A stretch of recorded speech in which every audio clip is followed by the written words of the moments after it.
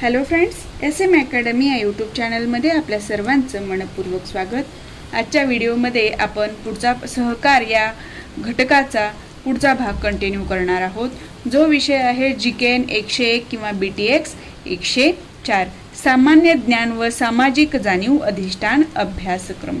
ठीक आहे, याच्यामधला आता आपण सहकाराचा जो पहिला पार्ट घेतला, उरलेला पार्ट आपण इथे सुरू करूया। सुरू करण्यापूर्वी तुम्ही चॅनलवर नवीन असाल आणि चॅनलला अजूनही सबस्क्राइब केलेलं नसेल तर चॅनलला सबस्क्राइब करा, जेणेकरून व्हिडिओचे नोटिफिकेशन्स तुम्हाला वेळेत मिळतील आणि व्हिडिओ लवकरात लवकर बघता येईल। तर प्रश्नाला सुरुवात करूया। सहकारी चळवळीचे फायदे सांगा। हा प्रश्न परीक्षेमध्ये 2015च्या पेपरमध्ये आणि 16च्या पेपरमध्ये आलेला आहे। ठीक आहे, ह्या सहकारी चळवळीचे फायदे कुठले आहेत? तर सहकारी चळवळीचे फायदे 4 घटकांमध्ये विभागले जातात। आर्थिक फायदे, सामाजिक,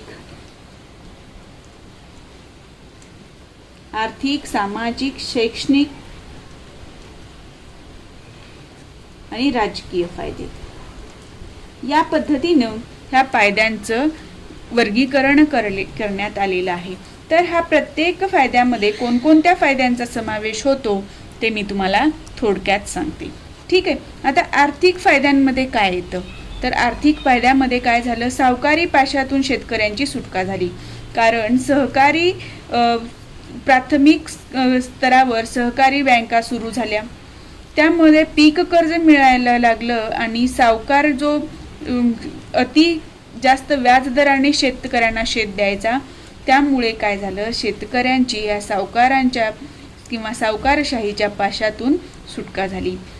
कर्ज पुरवठ्यांचा योग्य विनियोग, म्हणजे कर्ज पुरवठा केला पीक कर्ज म्हणून, तर तो ज्या गोष्टीसाठी निधी आलेला आहे त्याच गोष्टीसाठी वापरला जाऊ लागला बँकांकडून। शेतमालाची योग्य किमतीने विक्रीची व्यवस्था, सहकारामध्ये शेतमालाची विक्री करण्यासाठी काही सहकारी संस्था स्थापन केल्या, त्यामुळे काय झालं?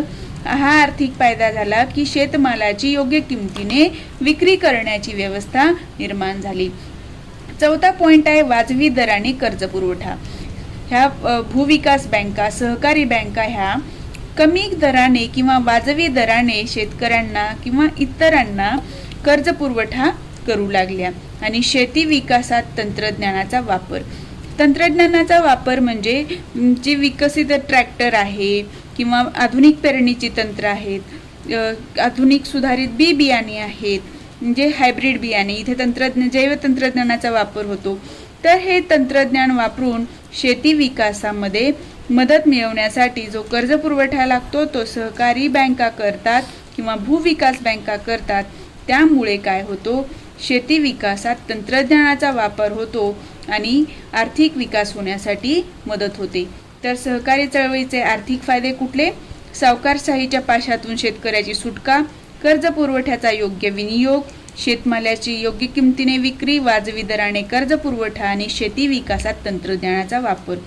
हे बघा, एक लक्षात ठेवा, हा प्रश्न पूर्णपणे सहकारी चळवळीतील फायदे सांगा असा येऊ शकतो किंवा सहकारी चळवळीतले आर्थिक फायदे स्पष्ट करा असं येऊ शकतो। ज्यावेळेला आर्थिक फायदे स्पष्ट करा म्हणतील त्यावेळेला ह्या प्रत्येक फायद्याचं तुम्हाला थोडक्यामध्ये स्पष्टीकरण द्यावं लागणार आहे। पुढचा फायदा आहे सामाजिक फायदा।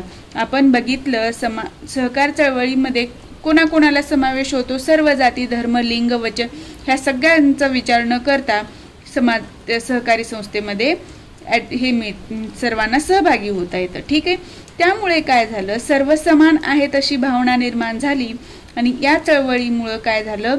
व्यक्तींमध्ये एकात्मता, बंधुभाव आणि समानता या मानवी मूल्यांची जोपासना झाली आणि हा एक काय आहे? सामाजिक फायदा आहे। समाज एकसंध निर्माण झाला, समाजात समानता निर्माण झाली, हा सामाजिक फायदा ठरतो। आता शैक्षणिक फायदे कसे? तर काय झालं? शैक्षणिक फायदेमध्ये कर्जाचा वापर, खतांचा वापर, शेती तंत्रज्ञानाचं शिक्षण दिलं जाऊ लागलं। म्हणजे कर्जाचा वापर कसा करावा, खत कोणतं द्यावं किंवा खत घेण्यासाठी पैसे दिले जाऊ, म्हणजे व्याज कर्ज देऊ लागले आणि शेती तंत्रज्ञानाच्या विकासाचं पण शिक्षण दिलं जाऊ लागलं ह्या सहकारी संस्थांमार्फत। त्यामुळे शिक्षण मिळालं आणि अनेक सहकारी संस्था किंवा सहकारी कारखाने आपापल्या परिसरामध्ये वैद्यकीय आणि अभियांत्रिकी महाविद्यालय सुरू करू लागले किंवा शाळा सुरू करता, त्यामुळे त्या भागात काय झालं, शिक्षणाची सोय झाली आणि सहकारामुळे हा शैक्षणिक फायदा झाला. जसं प्रवरानगरचा लोणीला जो इंजिनिअरिंग कॉलेज आहे ते प्रवरानगर सहकारी साखर कारखान्यानं सुरू केलेलं आहे. बरोबर आहे. तर या पद्धतीने आपल्याला शैक्षणिक फायदे होतात. आता आपण बघूया राजकीय फायदा काय मिळाला. ठीक आहे. आता राजकीय फायद्यामध्ये आपण बघितलं, सहकारी संस्थांमध्ये अध्यक्ष, उपाध्यक्ष, सचिव, हे जे घटक आहेत ते निवडण्यासाठी जे सभासद असतात ते मतदान करून लोकशाही पद्धतीने काय करत असतात, ते अधिकारी निवडत असतात किंवा नेतृत्व निवडत असतात.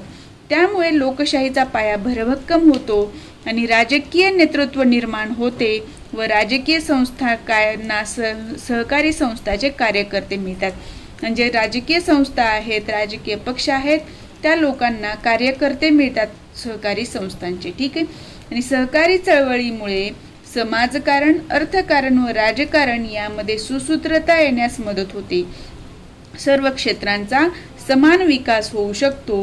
हे सहकाराचे फायदे आहेत. सहकाराचे फायदे सामाजिक, आर्थिक, राजकीय आणि शैक्षणिक हे फायदे आहेत आणि त्याच्यामध्ये तुम्ही या व्यतिरिक्त मनानेही काही ॲड करू शकता. ठीक आहे. आता पुढचा प्रश्न बघूया. सहकाराची महत्त्वाची उद्दिष्टे किंवा वैशिष्ट्ये थोडक्यात सांगा. तर एक गोष्ट लक्षात घ्या, वैशिष्ट्य म्हटलं ना, हे आहे ते आहे म्हणजे हे वैशिष्ट्य झाले. उद्दिष्ट म्हणजे काय, तर एखादी गोष्ट ती घडवून आणायची आहे म्हणजे तिथे उद्दिष्ट.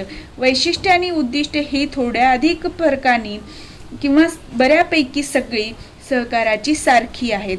फक्त शेवटचा शब्द जो आहे तो तुमचं ठरवतो की हे उद्दिष्ट म्हणून तुम्ही लिहिलंय की वैशिष्ट्य म्हणून लिहिलेलं आहे. ठीक आहे. तर या दोन्ही प्रश्नाचं उत्तर तुमचं एकच ठरणार आहे.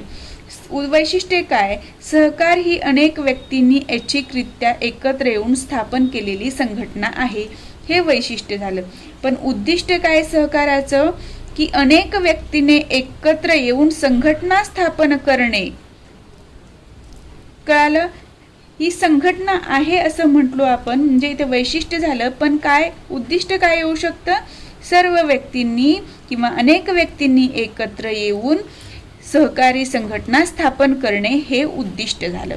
लक्षात आलं. आता पुढचा पॉइंट आहे, ही संघटना त्या व्यक्तीच्या दुर्बलतेवर मात करून त्यांना सबल, सक्षम व सामर्थ्यवान बनवते. सर्व व्यक्ती बलवान, गुणवान किंवा सर्व स्किल असलेल्या असतात का, नाही. तर वेगवेगळ्या गुण असणाऱ्या, वेगवेगळ्या वैशिष्ट्य असणाऱ्या व्यक्ती एकत्र येतात. त्यामुळे त्या एकमेकांना काय करतात, स्ट्रॉंग करत असतात. जसं मला जर लिहिता येतं व्यवस्थित तर मी लिहून जर दिले सुंदर हस्ताक्षरात आणि दुसऱ्याला जर शिकवता येत असेल तर त्यांनी ते शिकवलं किंवा वाचन करता येत असेल स्पष्ट वगैरे तर त्यांनी वाचन केलं म्हणजे दोन गोष्टींचं एकत्रीकरण करून ती गोष्ट जास्त चांगल्या पद्धतीने करता आली. म्हणजे काय झाले, ते लोक एकमेकांसाठी सबल ठरले आणि ते लोक सक्षम बनतात आणि सामर्थ्यवान बनतात. लक्षात आलं. तिसरा पॉइंट आहे निस्वार्थी हेतू, सामाजिक जबाबदारी, समानता, समता हा सहकाराचा गाभा आहे. कसा, तो मी एक्सप्लेन केलेला आहे ऑलरेडी तुम्हाला. योगदानाच्या प्रमाणात लाभांश दिला जातो म्हणजे जेवढ्या प्रमाणामध्ये तुमचं जेवढे शेअर्स असतील तेवढ्या प्रमाणामध्ये तुम्हाला जो नफा मिळतो किंवा लाभ मिळतो तो मिळणार. सहकार ही लोकशाही भावनेने कार्य करणारे विचार प्रणाली आहे. कसं, तर लोकशाही प्रणालीप्रमाणे अध्यक्ष, उपाध्यक्ष निवडले जातात. यामुळे सहकारी संस्थेचे सदस्य सामूहिक उद्दिष्ट साध्य करण्यासाठी एकत्र येतात. सहकारी संस्था याच्यामध्ये अनेक सदस्य एकत्र येऊन काम करतात म्हणजे त्यांचं उद्दिष्ट कसं आहे, सारखं आहे. जे सामाजिक उद्दिष्ट आहे, सामूहिक उद्दिष्ट आहे ते साध्य करण्यासाठी सर्वजण एकत्र येतात आणि एकत्र काम करतात. फक्त एका व्यक्तीचं उद्दिष्ट साध्य करण्यासाठी एकत्र येत नाहीत किंवा तसं काम होत नाही. तसं काम एकच व्यक्तीचं कुठे होतं, भांडवलशाहीमध्ये किंवा खाजगी क्षेत्रामध्ये. सहकार म्हणजे सेवाभाव वाढवणारी संघटना आहे. पुढचा पॉइंट आहे नैतिक विकास व सामाजिक उन्नती ही सहकाराची महत्त्वाची उद्दिष्टे आहेत. सहकाराचे महत्त्वाचं उद्दिष्ट कुठलं आहे, तर लोकांचा नैतिक विकास करणे आणि समाजाची उन्नती करणे. लक्षात आलं? तर ही उद्दिष्टे आणि वैशिष्ट्ये आहेत सहकाराची. भारताच्या आर्थिक विकासात सहकारी चळवळीने महत्त्वाची भूमिका बजावलेली आहे. ठीक आहे, भारताचा जो आर्थिक विकास झालेला आहे त्यामध्ये सहकारी चळवळीनं महत्त्वाचं योगदान दिलेलं आहे. कसं? तर सहकारी चळवळीमुळे विविध कारखाने सुरू झाले, उद्योगधंदे सुरू झाले, कृषी अर्थव्यवस्थेला चालना मिळाली, कृषीला पूरक आणि जोड व्यवसाय सुरू झाले, म्हणजे पैसा येऊ लागला. पैसा म्हणजे अर्थ म्हणजे इथे आर्थिक विकास. लक्षात आलं? तर सहकाराचं प्रमुख उद्दिष्ट काय आहे? सामान्यातल्या सामान्य व्यक्तीला, दुर्बल व्यक्तींना, आर्थिक व सामाजिक दृष्ट्या मागासलेल्या व्यक्तींना काय करायचं आहे? सक्षम करायचं आहे, सबल करायचं आहे आणि समर्थ बनवायचं आहे. लक्षात आलं? या पद्धतीने तुम्हाला सहकाराची उद्दिष्टे किंवा वैशिष्ट्ये विचारलं तर उत्तर लिहिता येईल. आता आपण पुढच्या प्रश्नाकडे वळूया. सहकारी चळवळीतील 5 दोष लिहा असा प्रश्न आलेला आहे मे 2019 मध्ये, किंवा मे 18 मध्ये आलेला प्रश्न आहे सहकारी संस्थांचे पुढील दोष स्पष्ट करा. पुढील दोष स्पष्ट करा म्हणजे कुठले दोष आहेत? सदोष कर्ज वाटप पद्धती आणि थकबाकीचे वाढते प्रमाण, हे 2 दोष दिलेले आहेत इथे आणि फक्त या 2 दोषांचं तुम्हाला इथे स्पष्टीकरण द्यायचं आहे. आणि जर तुम्हाला सहकारी चळवळीतील 5 दोष लिहा म्हटले तर तिथे तुम्हाला कुठलेही 5 दोष लिहायचे आहेत. तर सहकारी चळवळीतील दोष किंवा उणिवा पुढील प्रमाणे. सहकारी तत्वाबाबत अज्ञान. सहकाराचं तत्व काय आहे याबाबत लोकांमध्ये, सभासदांमध्ये किंवा तिथे काम करणाऱ्या जे संस्था आहे, तिथे काम करणारे सेवक अधिकारी आहेत त्यांना अज्ञान आहे. त्यामुळे ते चुकीचे निर्णय घेतात आणि काय होतं, सभासदांमध्ये आणि सेवकांमध्ये मतभेद होतात. ठीक आहे. सहकारी चळवळ यशस्वी होण्याकरिता सभासदाला सहकाराची मूलभूत तत्वे समजली पाहिजे. लोकांना व सहकारी सोसायटी किंवा संस्थांमध्ये काम करणाऱ्या सेवकांना, अधिकारी वर्गांना काही नियम व तत्वांची माहिती नसते, त्यामुळे स्वतःच्या मतानुसार निर्णय घेतात. त्यामुळे सेवकांमध्ये किंवा समाजातील सभासद वर्गामध्ये असंतोष जाणवतो. पुढचा दोष आहे निष्क्रिय संस्थांची वाढ. सहकारी संस्थांमध्ये अनेक प्रकारामध्ये संस्था आहेत, त्या फक्त कशा आहेत? नाममात्र आहेत, कागदोपत्री आहेत किंवा अतिशय क्षीण झालेल्या आहेत, मोडकळीला आलेल्या आहेत. त्यामुळे काय झालं? निष्क्रिय संस्थांची वाढ झालेली आहे. त्यामुळे सहकार यशस्वी होण्याची आता आशा नाही असं वाटतं. म्हणजे हा काय आहे? दोष आहे. निष्क्रिय संस्थांची वाढ झाली म्हणजे सहकाराचा विकास होणार नाही, आणि सहकाराचा विकास व्हायचा असेल तर ह्या निष्क्रिय सहकारी संस्थांचं प्रमाण कमी झालं पाहिजे, त्यांचा विकास झाला पाहिजे. अकार्यक्षम संस्था. आता सहकारी संस्थेचा दोष दुसरा काय? अकार्यक्षम संस्था. अकार्यक्षम म्हणजे काय? आपलं कार्य व्यवस्थितपणे न पार पाडणे. ठीक आहे. प्रशिक्षण किंवा पाठ नसलेल्या सेवक वर्गामुळे, जर प्रशिक्षण नसलेला सेवक वर्ग किंवा अधिकारी वर्ग सहकारी संस्थांचं व्यवस्थापन करत असेल तर ती संस्था अकार्यक्षम झाल्याची दिसून येते. कसं? तर हिशोब, जमा खर्च, व्यवहाराच्या नोंदी इत्यादी कागदपत्राबाबत असमाधान आढळत नाही. कारण काय? तर यांना हे व्यवहार कसे ठेवावे, हिशोब कसा ठेवावा याचं प्रशिक्षणच नाही. त्यामुळे ते अस्ताव्यस्त सर्व गोष्टी करतात आणि आपल्याला हा दोष सहकारी संस्थांमध्ये आढळून येतो. ठीक आहे. आता ह्या अकार्यक्षमतेमुळे काय होतं? तर अकार्यक्षमता भ्रष्टाचार वाढतो. बरोबर आहे. किंवा व्यवस्थित लेखाजोखा नाही, हिशोब नाही, तर थकबाकीचं प्रमाण किती आहे, किती कमी झालं हे लक्षात येत नाही. तर अकार्यक्षमता, भ्रष्टाचार, थकबाकीचे वाढते प्रमाण इत्यादी दोषांचा प्रादुर्भाव यामुळे जाणवतो. व्यवहाराचे नियम, बंधने, शिस्त यांना अनुसरून कारभाराचा किमान दर्जा टिकविण्याची गरज आहे. चौथा दोष आहे असमान वाढ. संपूर्ण देशामध्ये सहकाराचा विकास असमतोल प्रमाणात झालेला दिसतो. काही भागात जास्त, काही भागात कमी. तर महाराष्ट्र, तामिळनाडू, पंजाबमध्ये 60 ते 70% प्रमाणात सहकार्याचा विकास झालेला आहे. तर बिहार, पश्चिम बंगाल, आसाम, ओरिसा या भागामध्ये 20% प्रमाणातच वाढ झालेली आहे. हितसंबंधी गटाचे वर्चस्व म्हणजे सहकारामध्ये जर राजकीय व्यक्ती, पुढारी, दलाल, सावकार यांचा समावेश असेल तर ते फक्त आपल्या स्वार्थासाठी विचार करतात आणि काय होतं, त्यामुळे फक्त यांचा हितसंबंध किंवा यांनाच कर्ज पुरवठा होणार, यांचाच विकास साधला जाणार. त्यामुळे हितसंबंधी गटाचं वर्चस्व निर्माण होतं आणि इतर सभासदांना ह्या सहकारी संस्थेचा पाहिजे तेवढा फायदा होत नाही. तर सहकार चळवळ मोठ्या प्रमाणावर राजकीय व्यक्ती किंवा स्वार्थी लोकांच्या हातात जात आहे. यातील बरेच नेते कोण आहेत, राजकीय पुढारी आहेत, व्यापारी आहेत किंवा सावकार असतात. यांना सहकाराबद्दल काहीच असता नसते. वैयक्तिक स्वार्थिकपणा निर्माण होतो व सर्व शक्ती स्वतःसाठी किंवा विशिष्ट गटासाठी वापरली जाते. हे जे काही सहकारी संस्थेचं पॉवर आहे ती सर्व काय, हा व्यक्ती फक्त स्वतःसाठी किंवा व्यापारी गट किंवा सावकारांचा गट यांच्यासाठी वापरतो. आता पुढचं पॉइंट आहे सदोष कर्ज वाटप पद्धती. याबद्दल डिटेलमध्ये विचारलेलं 19च्या पेपरमध्ये, बरोबर आहे. तर या सदोष कर्ज वाटप पद्धतीमध्ये काय येतं, सदोष. सदोष म्हणजे दोषासकट. त्याच्यामध्ये दोष आहेत कुठल्या गोष्टीमध्ये, कर्ज वाटप करण्याच्या पद्धतीमध्ये. तर कुठले दोष आहेत, कर्ज वाटप वेळेत होत नाही, योग्य प्रमाणे किंवा योजनेप्रमाणे वाटप करत नाहीत, वसुली सुद्धा वेळेत होत नाही, जमीन तारणावर कर्ज दिलं जातं काही संस्थांकडून, कर्ज मागणी, कर्जाची मंजुरी आणि प्रत्यक्ष वाटप यांचा मेळ घातला जात नाही. ह्या सदोष कर्ज वाटप पद्धती आहेत. ओके, आता आपण याच्या पुढचा दोष कुठला आहे तो बघूया. थकबाकीचे वाढते प्रमाण. थकबाकीचं प्रमाण का वाढतं, तर वसुली व्यवस्थित होत नाही. ज्या राजकीय पुढाऱ्याला दिले किंवा ज्या संस्थेच्या सहकारी संस्थेचा तो हितसंबंधी गट आहे त्याला दिलं तर त्याच्याकडनं घ्यायचा विचारच करत नाहीत. ठीक आहे, त्यांनाच तर दिले, कोण मागणार, कसं करणार, कसं वसुली करणार. मग त्यांना जर वसुली करण्यासाठी त्या संस्थेत काम करणाऱ्या नोकरदार वर्गाने, सेवक वर्गाने मागणी केली तर त्यांची नोकरी जाऊ शकते. त्यामुळे ते त्याकडे लक्ष देत नाहीत. तर थकबाकीचे वाढते प्रमाण काय, वाढत जाणारी थकबाकी सहकार चळवळीच्या विकासावर विपरीत परिणाम करते.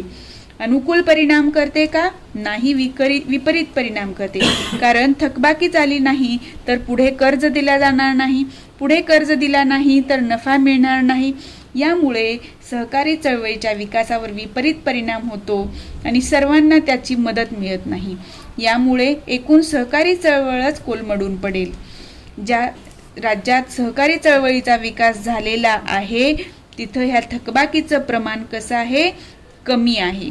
आणि जिथे विकास झालेला नाही किंवा डबघाईला आलेला आहे तिथे थकबाकीचं प्रमाण वाढलेलं आहे. उपाय काय आहे त्याच्यावर, तर सहकारी संस्थांमार्फत पतपुरवठा योग्य कारणासाठी करणे आणि वसुली योग्य वेळेत करणे हे उपाय आहेत. यामुळेच थकबाकीचं प्रमाण काय, वाढणार नाही. ठीक आहे. आता स्वावलंबनाचा अभाव आहे. सहकारी संस्थांमध्ये बचतीचं महत्त्व लोकांना माहिती नाही, सभासदांना माहीत नाही, सवयही नाही बचत करण्याची. त्यामुळे काय होतं, त्यांना स्वतःकडे असं काहीच शिल्लक राहत नाही, म्हणजे ते स्वावलंबन होत नाहीत. आणि स्वावलंबनाचा अभाव हा काय आहे, सहकारी चळवळीचा दोष आहे. पर्यायाने सभासदाला सतत कर्जाच्या विळख्यात राहावं लागतं. पुढचा दोष आहे निष्ठावंत नेतृत्वाचा अभाव. आपण बघितलं, नेतृत्व हे नेहमी राजकीय पुढारी, व्यापारी, दलाल, सावकार वर्गातून येतं. त्यामुळे ते स्वार्थी असतात, फक्त स्वतःचाच विचार करतात आणि त्यांची मक्तेदारी निर्माण होते.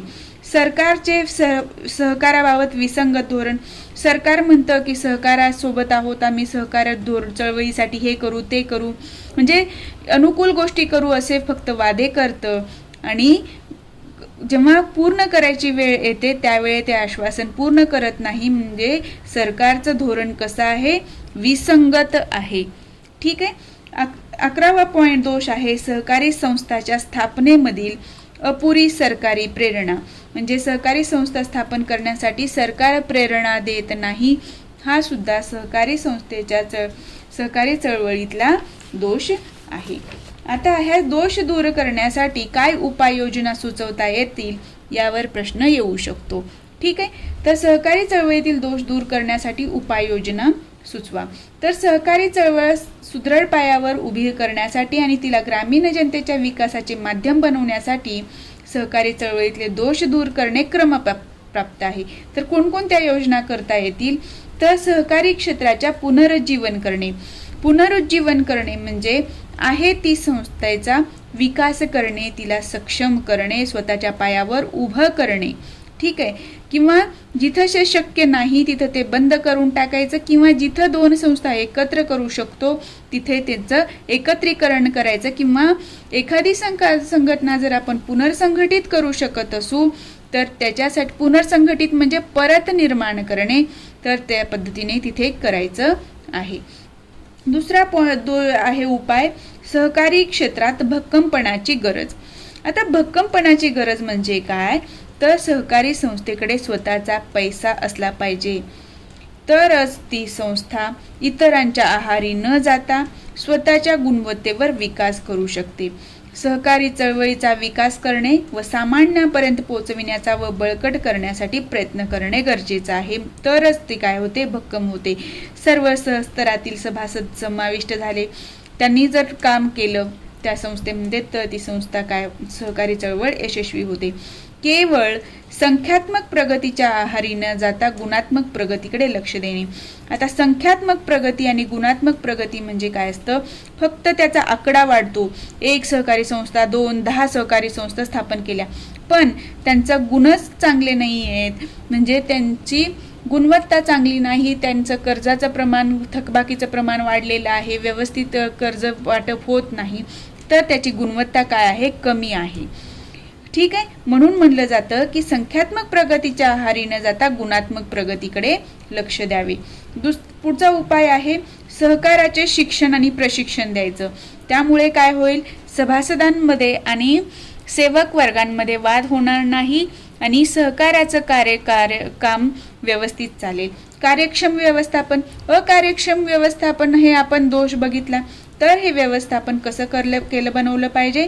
कार्यक्षम बनवलं पाहिजे, जेणेकरून तुमचं हिशोब व किंवा लेखाजोखा हा व्यवस्थित राहील, व्यवस्थित कार्य पार पाडले जाईल, प्रत्येक गोष्टीचा ताळमेळ राहील आणि आपलं सहकारी चळवळीच्या विकासाला मदत होईल. हितसंबंधी गटाचं उच्चाटन करणं. जे काही हितसंबंधी गट आहेत, कोण आहेत? राजकीय नेतृत्व, व्यापारी, दलाल, सावकार हे जे आहेत त्यांच्या हे गटाचं उच्चाटन कसं करायचं? तर नियमित निवडणुका घ्यायचं आणि ह्या दबाव गटांचं वर्चस्व कमी करायचं. लोकशाही पद्धतीने जर निवडणुका घेऊन जर सर्व कार्य पार पाडलं तर ह्या हितसंबंधी गटाचं काय होतं? उच्चाटन होतं. आता पुढचा काय उपाय आहे? तर निष्ठावंत नेतृत्वाची गरज. जो व्यक्ती निष्ठेने कार्य करू शकत असेल असा निष्ठावंत, प्रामाणिक व जबाबदारी लोकांचा सहभाग ह्या सहकारी क्षेत्रामध्ये होणं गरजेचं आहे, त्यासाठी प्रयत्न केले पाहिजे. थकबाकीची वसुली. जी काही थकबाकी आहे ती वसूल झाली पाहिजे. थकबाकी जर जास्त राहिली तर सहकाराचा विकास होणार नाही. कर्जाची फेड केली नाही सभासदांनी वेळेवर तर सहकाराचा विकास होणार नाही आणि हे सहकारासाठी खूप घातक आहे. म्हणून यश किंवा परिणामकारक कार्य हे त्या थकबाकीच्या कर्ज वसुलीवर अवलंबून असतं असं म्हणलं जातं. सभासदांनी वक्तशीरपणे कर्जाची फेड केली नाही तर सहकारी आर्थिकदृष्ट्या आणि शैक्षणिकदृष्ट्या केवळ भास ठरेल. ती फक्त भास वाटेल, प्रत्यक्षात त्याचा उपयोग होणार नाही. वाढती थकबाकी सहकारी चळवळीचे अस्तित्व धोक्यात आणते, म्हणून थकबाकीचे वाढती वसुलीचे प्रमाण निकराने कमी केले पाहिजे. ठीक आहे. प्रभावी देखरेख केली पाहिजे आणि अंकेक्षण म्हणजे प्रभावी देखरेख आणि अंकेक्षण म्हणजे व्यवस्थित हिशोब ठेवला पाहिजे. बचतीची वाढ. बचत करण्यासाठी सभासदांना प्रवृत्त केलं पाहिजे. त्याचा परत बचत कसं करावी, त्याचा उपयोग काय होतो याचा प्रभावीपणे प्रचार केला पाहिजे आणि ते बचत करण्यासाठी चिकाटीने प्रयत्न केले पाहिजेत. बचत आणि काटकसर यांचे शिक्षण सभासदांना देण्यात यावे. तर सहकाराची निर्मिती उत्स्फूर्त प्रेरणेतून व्हावी आणि सहकारी संस्था स्वावलंबी आणि प्रभावी बनण्याकरिता सहकारी सहभाग आवश्यक असला तरी सरकारी हस्तक्षेप हा मर्यादित असावा लागतो. या पद्धतीने सहकारी चळवळ यशस्वी होण्यासाठी किंवा त्याच्यातले दोष दूर होण्यासाठी ह्या उपाययोजना करता येतील. आता ह्या उपाययोजना दोष दूर करण्यासाठी होत्या. ठीक आहे, आता ह्या आहेत सहकारी चळवळ यशस्वी होण्यासाठीच्या उपाययोजना. तर या दोन्हीमध्ये फरक आहे, लक्षात ठेवा. परीक्षेमध्ये प्रश्न काय विचारलेला आहे, दोष दूर करण्यासाठीच्या उपाययोजना आहेत की सहकारी चळवळ यशस्वी करण्यासाठीच्या उपाययोजना आहेत. या पद्धतीने लक्ष द्यायचं आहे तुम्हाला प्रश्नाकडे. ठीक आहे, आता यशस्वी करण्यासाठी काय करायचं आहे, आर्थिकदृष्ट्या सुदृढ स्थिती प्राप्त करावी. म्हणजे काय, नफा मिळवायचा प्रयत्न करावा, सेवा द्यावं आणि वसुली व्यवस्थित करावी, कार्यक्षम व्यवस्थापन असावं, थकबाकीचं प्रमाण कमी करावं, धोरणे आखताना वर्तमान काळाचे भान ठेवावे, सध्या परिस्थितीमध्ये काय गरजेचं आहे याचा विचार करावा आणि निर्णय घ्यावं किंवा धोरण आखावं. सहकारी संस्था राजकारण मुक्त असाव्या, अद्ययावत प्रशिक्षण सातत्याने द्यावे. कुणाला द्यायचं अद्ययावत प्रशिक्षण, सभासदांना तसंच सेवकांना, दोघांनाही. आर्थिक गैरव्यवहार ते दूर करण्याचा प्रयत्न करावा. व्यवस्थापन आणि अकार्यक्षमता हे आर्थिक व्यवहाराला जबाबदार असते, ती दूर करावी आणि ताळेबंदावर नियंत्रण आणावं. पारदर्शक व गुणवत्तापूर्ण प्रशासनाची निर्मिती करावी, जेणेकरून सहकारी चळवळ ही यशस्वी होऊ शकेल. आता आपण बघणार आहोत सहकारी संस्थांचे प्रकार, थोडक्यात लिहा. आणि हा प्रश्न परीक्षेत येण्याची शक्यता आहे. तर सहकारी संस्थांचे प्रकार किती आहेत, तर उद्देशानुसार, नोंदणीनुसार, जबाबदारीनुसार, स्वरूपानुसार आणि पुढचा एक प्रकार आहे तो कार्यक्षेत्रानुसार आणि सहकारी कायद्यानुसार. हे सहकारी संस्थांचे प्रकार आहेत. तर यांचे प्रकाराचं एक उद्देश काय आहे, एक उद्देशीय आणि बहुउद्देशीय. एकच उद्देश असणाऱ्या संस्था आणि अनेक उद्देश असणाऱ्या संस्था. ठीक आहे, आता ह्या एक उद्देशीय संस्था ज्या आहेत त्या भारतामध्ये जास्त आहेत. जसं गृहनिर्माण सहकारी संस्था, ह्या संस्थेचं काम काय किंवा उद्देश काय, फक्त घरं निर्माण करणे. पण बहुउद्देशीय संस्थेचं काय असतं कार्य, अनेक प्रकारचं कार्य असतं, फक्त घरच निर्माण करणे नाही. इथे जर गृहनिर्माण पतपुरवठा सहकारी संस्था असती तर काय झालं असतं, इथे गृहनिर्माणासाठीही केलं असतं आणि कर्ज पुरवठ्यासाठीही ती संस्था कार्य केली असती. उदाहरणार्थ विविध कार्यकारी सहकारी संस्था. नोंदणीनुसार काय प्रकार असतात, नोंदणीकृत आणि अनोंदणीकृत. नोंदणी केलेल्या संस्था जसं गृहनिर्माण संस्था वगैरे. अनोंदणीकृत कुठल्या असतात, भिशी मंडळ वगैरे. ठीक आहे, जबाबदारीनुसार काय पडतात, मर्यादित जबाबदारीच्या तत्वावरच्या सहकारी संस्था आणि अमर्यादित जबाबदारीच्या सहकारी संस्था. याचा मी फरक तुम्हाला सांगितलेला आहे. स्वरूपानुसार प्रकार, स्वरूपानुसार म्हणजे कुठल्या कार्यक्षेत्रासाठी ती सहकारी संस्था कार्य करते यानुसार. सहकारी शेतीसाठी करते, ग्राहकांसाठी, पतपुरवठा, बँकिंग, प्रक्रिया क्षेत्र, पणन क्षेत्र, कृषी क्षेत्र, गृहनिर्माण. या पद्धतीने स्वरूपानुसार याचे प्रकार पडतात. ठीक आहे, आता कार्यक्षेत्रानुसार कोणते प्रकार पडतात, तर कार्यक्षेत्र काय आहे, कृषीशी संबंधित आहे की बिना कृषीशी, पतपुरवठ्याशी संबंधित आहे का बिगर पतपुरवठ्याशी संबंधित, यावर आधारित कृषी व बिगर कृषी संस्था आणि पतपुरवठा आणि बिगर पतपुरवठा संस्था असे सहकारी संस्थेचे प्रकार पडतात. आता कायद्यानुसार कोणते प्रकार पडतात, कृषी संस्था, ग्राहक संस्था, सहकारी बँका, सहकारी शेती संस्था, गृहनिर्माण संस्था, प्रक्रिया संस्था, उत्पादक संस्था, साधन संपत्ती संस्था आणि सर्वसाधारण संस्था असे सहकारी कायद्यानुसार या सहकारी संस्थांचे प्रकार पडतात. ठीक आहे, या पद्धतीने आपण सहकार हा चॅप्टर पूर्ण केलेला आहे. ठीक आहे, यावर आता कुठल्याही प्रकारचा प्रश्न आला तर तुम्ही व्यवस्थित उत्तर लिहू शकता. आता फक्त तुम्हाला पुस्तकातनं वाचायचं काय आहे, सहकाराचा भारतात विकास, महाराष्ट्रात कसा विकास झाला, त्याचा ताळेबंद आणि सहकारी संस्थांची उदाहरणं जे गोकुळ, अमूल, वारणा हे जे आहेत किंवा प्रवरानगरचे सहकारी साखर कारखाना, कोल्हापूरचं शेतकऱ्यांचं एकत्र करणं असलेलं सहकारी संस्था, ह्या ज्या संस्था आहेत त्याबद्दल तुम्हाला उदाहरणं देण्यासाठी जर परीक्षेत आलंच तर येऊ शकतं, तर तेवढा भाग तुम्हाला फक्त पुस्तकातनं वाचायचा आहे. या पद्धतीने आपण सहकार हा चॅप्टर इथे पूर्ण कव्हर केलेला आहे. या पुढच्या व्हिडिओमध्ये आपण बघणार आहोत उद्योजकता विकास या घटकावर. ठीक आहे, आज आपण इथेच थांबूया. नेक्स्ट पार्ट नेक्स्ट व्हिडिओमध्ये कंटिन्यू करूया. तुम्ही जर चॅनलवर नवीन असाल आणि चॅनलला अजूनही सबस्क्राईब केलेलं नसेल तर सबस्क्राईब करा, जेणेकरून तुम्हाला व्हिडिओचं नोटिफिकेशन मिळेल आणि व्हिडिओ लवकरात लवकर बघता येईल.